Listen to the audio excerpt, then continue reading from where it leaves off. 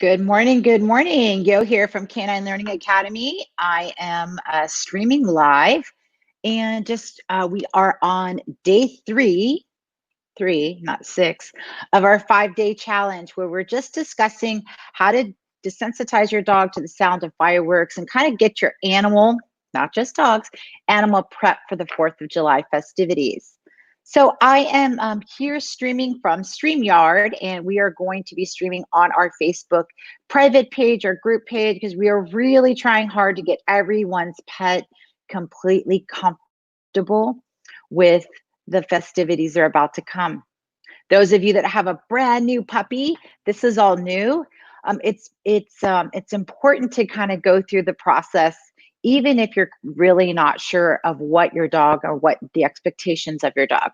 So before we begin, let me hear in your comments if you can type in yes, I can see you, or give me a thumbs up under comments. Also, the StreamYard has a little link right there. If you click it one time on Facebook, it'll allow me to actually see who's talking, and I can answer your question immediately, or at least I can know who's on the other end of that button. So if you have a moment, just press StreamYard little link. Otherwise, let me know if you can see or hear me on our Facebook page. Ashley, I think I see you watching. Sweet. How's your pups doing? How many minutes are they up to? Yay, good, good, good.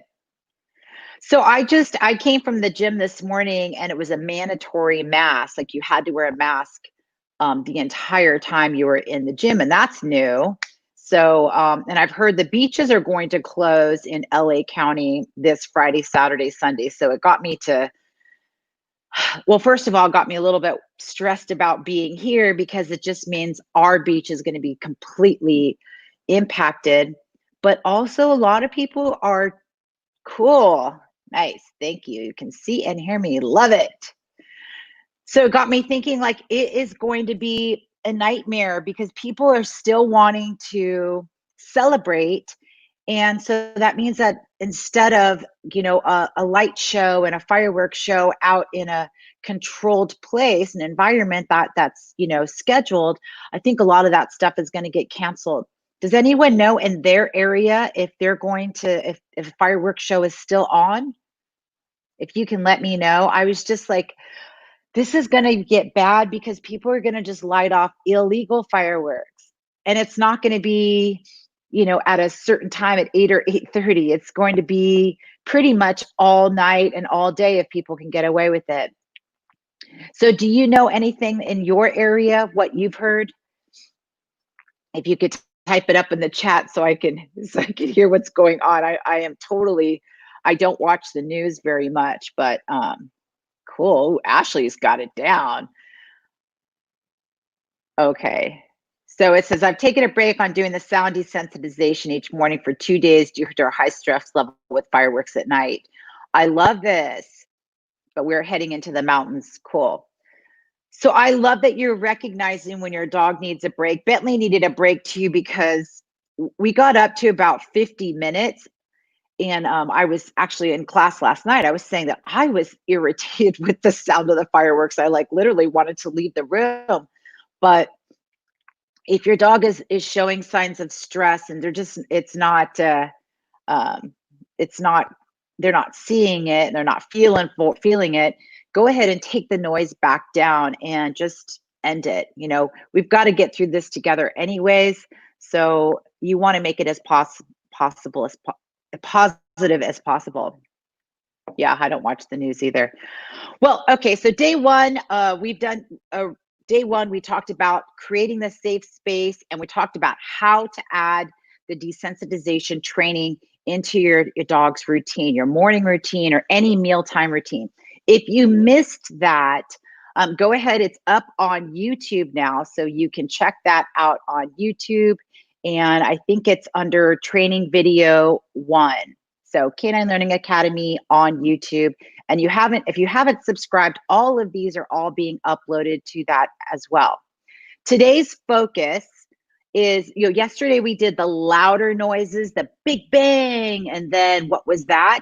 And we talked about that being transferred to a lot of other things. You can transfer it to just big loud noises that your dog hears when you're out on a walk, or if you're up on a table and you accidentally drop a magazine on your dog's head, it could be a what was that? It doesn't have to just be sound. And we talked about adding that into, if you've got a puppy 8 to 20 weeks, you would do that, the dropping something, and we'd start off with pillows or blankets and work your way up to louder and louder noises. Your dog will respond, right? They'll normally respond, but it's that quick ability to recover is what you're training. So it's a big loud noise, and it starts off with the less loud, and then it gets louder and louder each time. And then what was that? And offering your dog a treat of some kind, or reinforcement, or whatever your dog's motivation is. Sometimes they just love petting.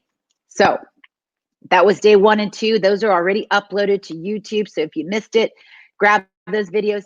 Today's focus is outside, what you can do. And we talked yesterday in our Rowdy Rover class about one of my clients who lost his dog during an afternoon walk, like right around 4 to 5:30. He went out and there was a big loud firecracker that let off, obviously illegal, and the dog bolted. And so I want to kind of go over some of the things that you can do to make sure that that doesn't happen to you. But before we talk about that, I've got a little short video to show you. I want you to walk the perimeter of your backyard. If you are lucky enough, because I don't have one, if you're lucky enough to have a backyard or a porch or patio, take those, the locks, and make sure that they're all secured. Because when your dog is frightened, they are not thinking straight, and most likely they will figure out a way to get out of there. So make sure that everything's locked. Also walk around the perimeter of your fence line and make sure there's no ability for your dog to dig out of there. If you plan on leaving your dogs alone, I really highly recommend walking your house and making sure that everything is closed up. Also the doggy doors. You should have that doggy door shut and locked in around the time, like I would say if it's, it depends on what city you live in, but before it gets dark, that should be closed. So take your dog out, potty. We'll talk about the routine of the 4th of July on Friday, but you should have your dog pottied and back inside, and everything is on lockdown, windows and doors, and again, the fence line. So going on to microchip. Make sure you call or you email your microchip company and make sure that all of that information is up to date. Also, grab your phone and snap some recent pictures of your pup, because just in case your dog does get out, you're going to want to upload these pictures immediately to Nextdoor, Facebook, any of your Instagram, anything that gives some people some local information of where, if they see this dog. Also contact like your friends and family, your neighbors, and have all their numbers on speed dial. So hopefully you guys have done that. Next is making sure your dog is wearing a collar with recent tags. And here is my little video that I'm going to show you. So when you go out on a walk, make sure that your leash is attached to you some way or another. You can attach your leash by placing around your wrist. So you're not just going to grab the leash and go. You're going to attach it to you. Or if you have a training belt, like a treat pouch, clip it, clip the leash handle onto your dog's, onto the belt, so that your dog is secured to you, just in case there is a loud noise. Also look at your dog's harness, collar, make sure that it is fitted properly, because again, when your dog hears a loud noise, there might be a possibility of your dog trying to escape. So here is our little walk this morning, and you see it's attached. Bentley's got his collar with his tags. It has his name and my cell phone number. I've got a harness on him. I put all that stuff on before we leave the house, just so that in case there's a big loud noise, your dog tries to bolt, you've got all of that stuff on them. I absolutely love these harnesses. They put your dog's name on them. Isn't that cute? So Collar tags, all done, all on, pretty much all day. I would keep your collar and tags on if that's possible, if that's safe. Okay. Attach your leash to your harness before you leave your house. And then as far as the going outside for today's training, do bring some to bring some fireworks with you. I'm just kidding. Um, bring your cell phone and bring some treats with you. And if you want, just for a couple minutes at a time, if your dog is content and happy. Now, some dogs are going outside and they're just like the walks are cut short. They're not happy because there's a lot of excess noise and they anticipate the afternoon, right? So if your dog is feeling stressed out when you walk outside, like my dog did not really want to walk this morning, so I respected that. We're coming inside, and tomorrow we're going to talk about how to exercise your dog mentally and physically indoors, because that's what I'm going to have to do today. He did not want to go on a walk for whatever reason, and I don't know if it's they're lighting off fireworks quite a bit, so there's an odor. But bring some food when you go out on your walk today. If your dog is really content and their tail is wagging, go ahead and try adding some of the things that we did yesterday. So you add a lot, like you can maybe kick the trash can very lightly and then go, "What was that?" And then offer your dog some food while you're on your walk. You can also use your cell phone and play the fireworks sound through YouTube. Really, really light sound and enough for him to kind of hear it, but his, again, tail totally wagging and content. Cool. So that is what I would recommend doing today. If you just started on Monday this training for your pup, you're up to 15 minutes where you're doing a little bit of training and then you're giving your dog an interactive feeder, hopefully something super yummy. So take their food. But we talked about last Friday is cooking this week for your dog, whether it's raw or cooked food, but get that odor of fresh ground beef or sizzling bacon while you're doing training and while the 4th of July festivities throughout the week are happening. So instead of your dog going, "Oh my God, it's 4th of July," you want them to go, "Oh my gosh, does that mean I'm getting some bacon or I'm getting something yummy?" So over the next few days, cook a little more, get that really good odor coming in from the kitchen and providing your dog a little bit of a yummy food throughout your process of your training will help just kind of make them all feel a little bit better. Thank you guys. Some of you guys actually posted some awesome comments. Down Huntington Beach, yeah. Mary, yes. So Mary Ferry lives in Huntington, and it is going to be a total war zone. I mean, not just the fireworks, but the number of people, the bars. It's just going to be, especially because it's on a Saturday night. So be mindful. And then the next morning, like last year for after 4th of July, people just left all their fireworks like wherever. So there was lots of stuff out there still. So be careful when you're out on your walk with your dogs. Definitely keep them leashed and know that there's a lot of residue and a lot of people are just leaving all that trash out on the sand or wherever it is that they're lighting. So to sum it all up, again, we talked about the microchip, making sure your dog is wearing a collar tag before you even walk out, really doing a good job of making sure that leash is on your wrist or on a belt of some kind attached to you. So don't just grab the leash like this. You want it on your wrist, knowing that you could, save your dog's life just in case. Now, if you've got a dog that's 240 pounds, you might want to rethink that.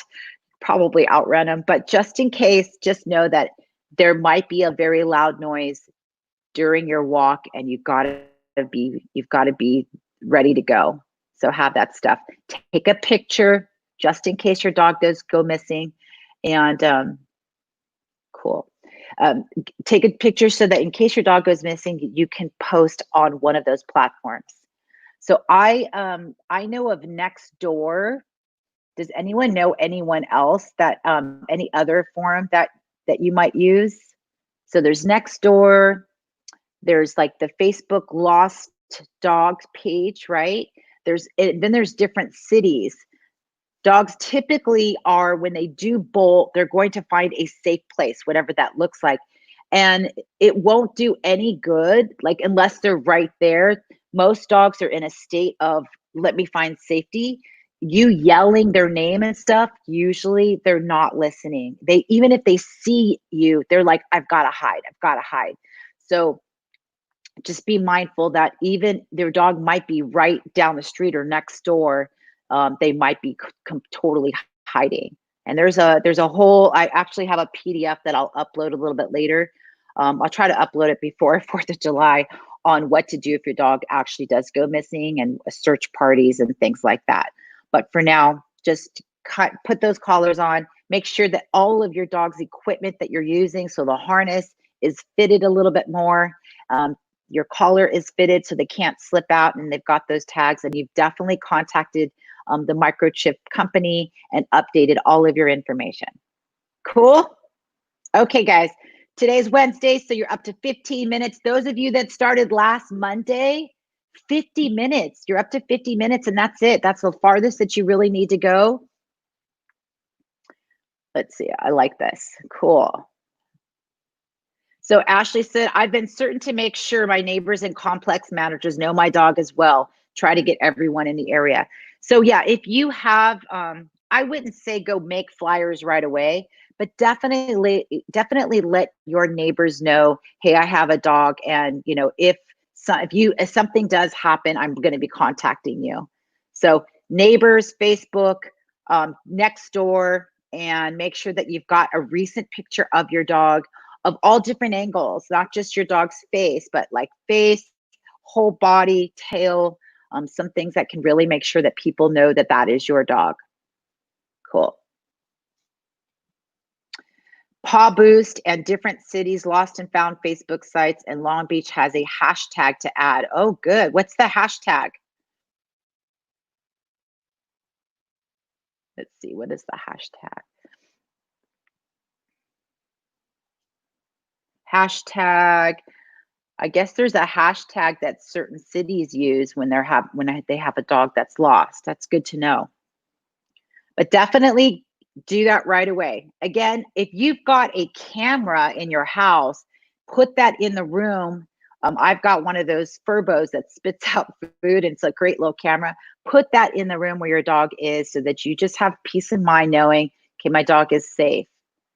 Better yet, don't go out for the 4th of July. Stay with your dog if you can. But if you can't, make sure that your dog is completely safe and you've walked the perimeter, the dog door is shut, and all of that. All right, guys. So tomorrow's Thursday. I have asked Julie to come on board to go over the advantages of the interactive feeders and how to mentally and physically drain your dog, so you don't even have to take your dog outside in the afternoon just to go potty. I mean, you'll just take him out to go potty and then you'll come back in. Highly recommend that for the last 3 nights. So you've got Thursday, Friday night. We're going to talk about how to get through those nights. And then the day of the festivities, the exercise routine, the timing, right? If you've got a fireworks show around 8 o'clock, the timing of maybe what to do, when to take your dog potty, and then what to do to get them prepped. Now, if you are prepping, if you have a party going on, hit us up and we can give you some personal information on maybe what to do in that case. Cool. All right, guys, bye for now. Have a wonderful, wacky Wednesday and keep those dogs safe. Take care. Bye.